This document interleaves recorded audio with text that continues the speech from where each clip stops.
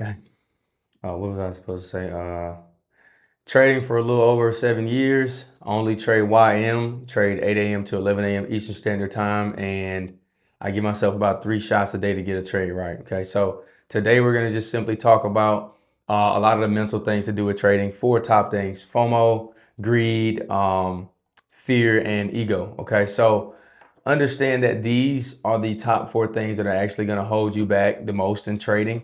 Um, Most people will tell you that trading is more, um, they'll tell you that trading is more technical, it's more about strategy, risk management. And while those things are important, yes, you need to also understand that the biggest hurdle you're actually going to deal with in trading that is going to actually hold you back in trading the most is going to be yourself. Okay, it is going to be your ability to overcome and master self. All right, so first one we'll actually talk about is fear of missing out. In all reality, the fear of missing out comes simply from a scarcity mindset. Okay, um, you're operating in a scarcity mindset that you, in the moment when this strikes and this hits, you just simply feel as if this is the last trading opportunity you're ever going to have.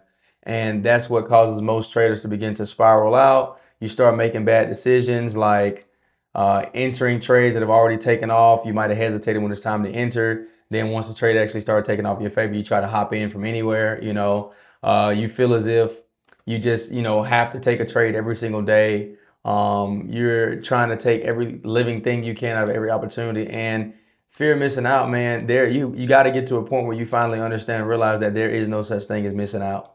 You really can't miss out, because the reality is the markets are giving inevitable opportunities. Okay, opportunities in the markets are endless. It's never going to stop. You can literally get off the charts for months and come back, and opportunities have still been presented, still are there. So once you finally get your mind to a point where you realize that opportunity is inevitable, opportunity is abundant, there's never any real reason to rush or force a trade. You're gonna, start to have a lot more clarity, and you're gonna feel more peaceful. You're gonna feel way more at ease when it comes time to take trades. And that's what you want, to get to a clear state of mind where you're not overly feeling pressured to take a trade. You don't feel like you have to be in every single move. And honestly, you get to a point where you can just simply live without trading. Okay.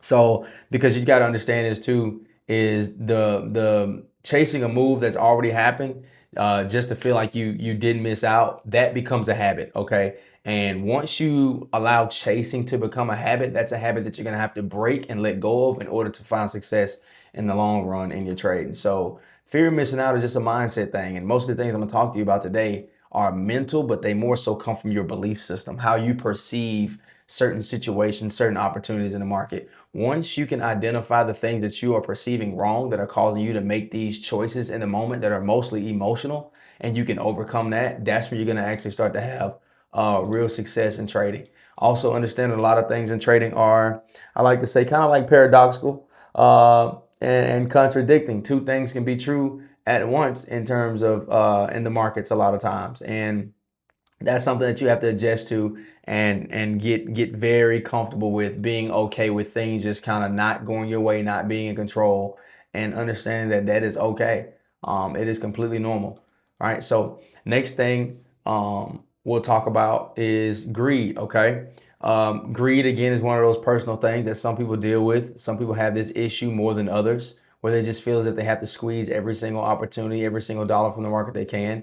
All right. So this can be holding a winner past your actual plan because it's working, wanting more than the setup ever actually gave you permission to take. But what you need to understand is that the market doesn't owe you extra just because you were right.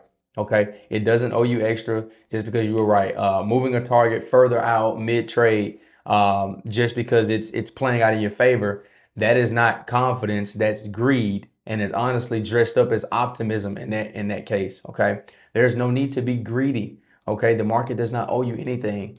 When the market makes money available to you, you should take advantage of that and make great use of those opportunities.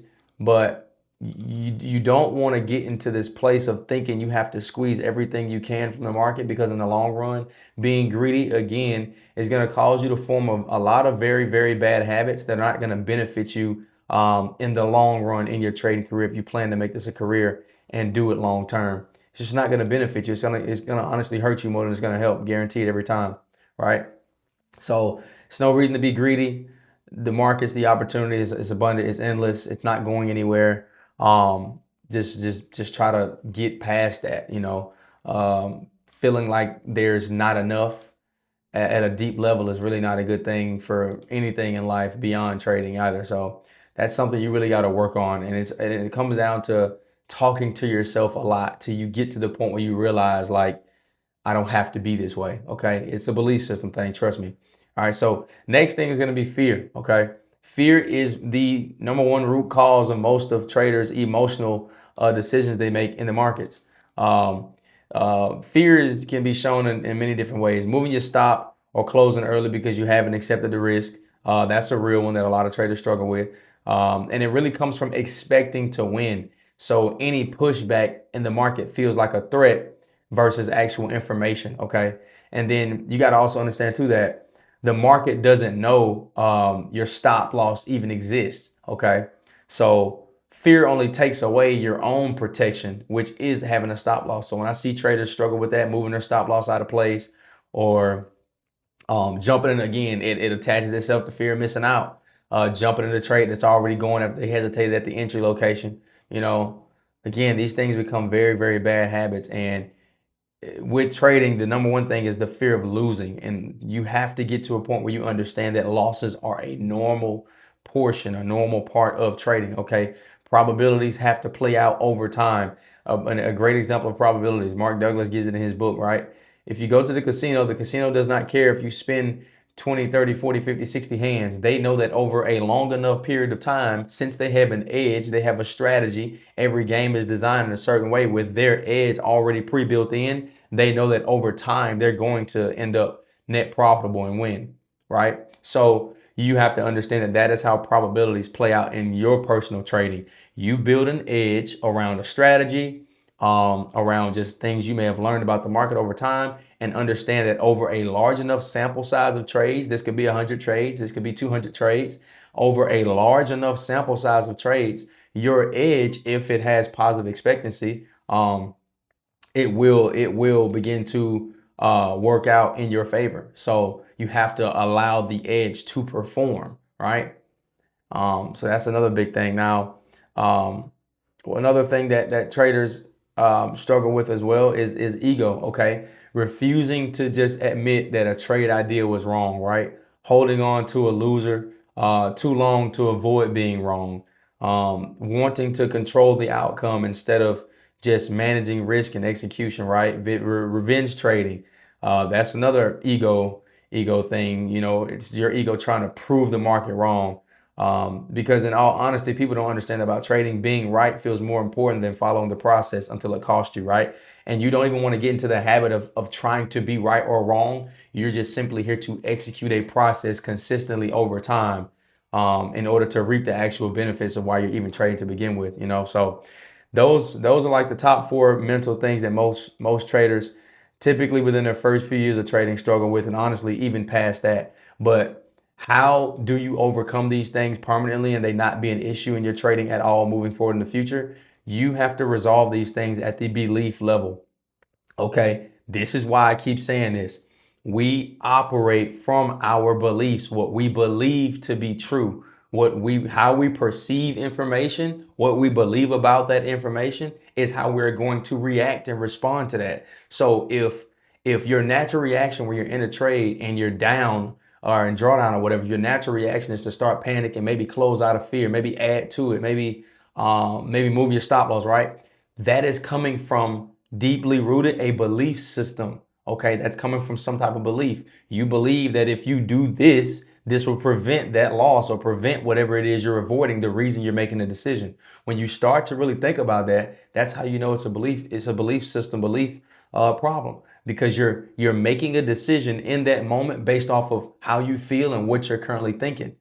So you have to work these things out, and if you don't, to be honest, you're probably never going to find the success in trading that you actually want to find. This is why 98% of traders quit. I don't say that 98% of traders fail. I say they quit. Reason being is because you fail, you can fail forward and keep trying. But when you quit, you give up, you stop doing something. A lot of traders stop trading because they cannot manage losing. They cannot manage not being right. They cannot manage their greed. They can't follow proper risk management protocols. You know, they don't have a fully built trading plan in place. So all these things will compound on top of one another. And I guess I say all this to say that to some degree, to a very large degree, your success in trading is ultimately going to come down to your personal development at some point. If you really want to find success in trading and you want to be in it for long term, you are going to have to develop yourself on a personal level. You're going to have to work on yourself and improve these different things. Figure out what beliefs, what issues you have that continue to cause you to make these bad impacting decisions in the markets. And you're gonna have to work through those things on a personal level and change the way you perceive it. So yeah, that is all I have to say for that.